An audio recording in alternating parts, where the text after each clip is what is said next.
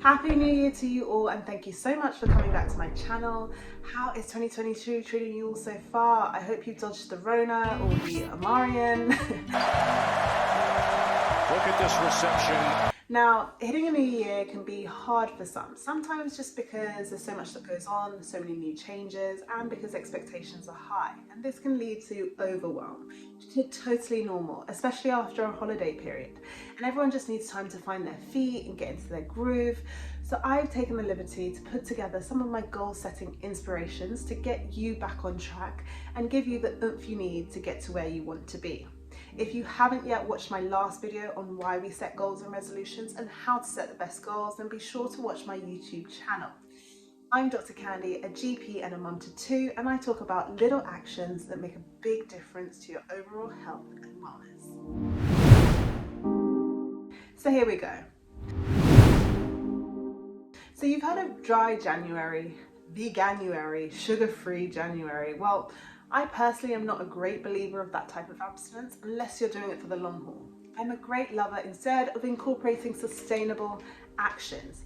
So instead, why not set goals of what healthful food you can add to your diet? That way you don't feel like you're shortchanging yourself and being kinder, and it's so much easier.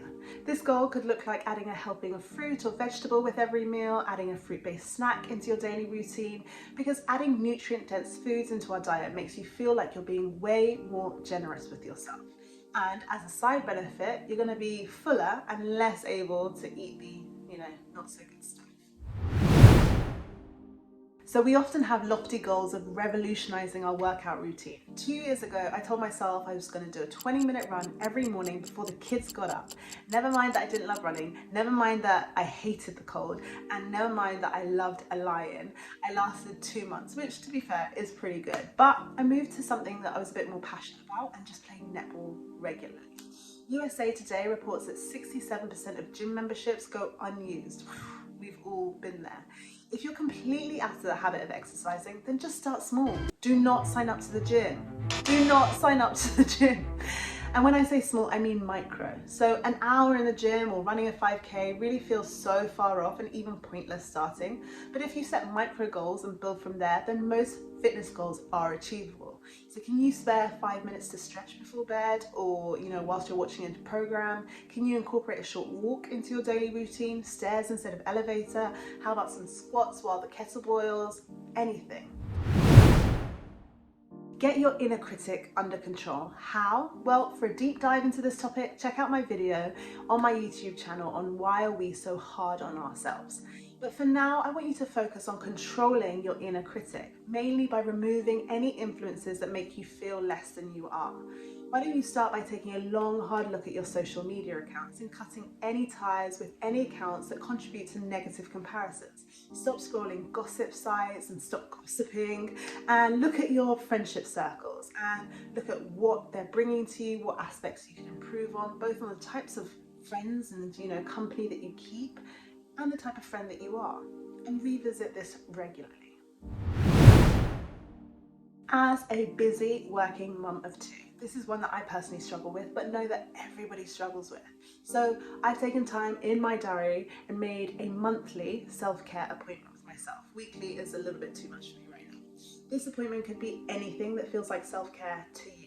Reading time, getting a massage, getting your nails done, spending time with your boys, whatever that is. I personally plan to zone out and read. I learned last year that I loved reading. I read so many books and it really brought me a lot of joy. So I bought my diffuser, I've got my essential oils, I've got a reading corner set up, and I'm made. I plan on using it and letting everyone in the house be aware that this is sacred self-care, not to be interrupted, me time. That's my promise. So this is a goal setting category that you can have so much fun with. Lean into your interests and foster your creativity. Grow your knowledge, gain new skills, maybe make some money on the side. Now for me, parenting is always an area that I love to grow and develop. My husband and I reflect on our parenting skills all the time. Sometimes we even rate how we handled a situation. But we read, we talk, we try, and we grow. Because as all parents know, parenting is a day-by-day discovery that never happens alone. So what's your self-improvement goal? It can be anything. So there you have it. 5 areas to focus on when thinking about your health and wellness goals, and some of my suggestions. If you have any other suggestions that you'd be willing to share, then please let me know in the comments or inbox me, as so many of you love to do. Thank you for that. And please subscribe to my channel, continue listening to my videos, and share with anyone else that may be interested. Have a happy and blessed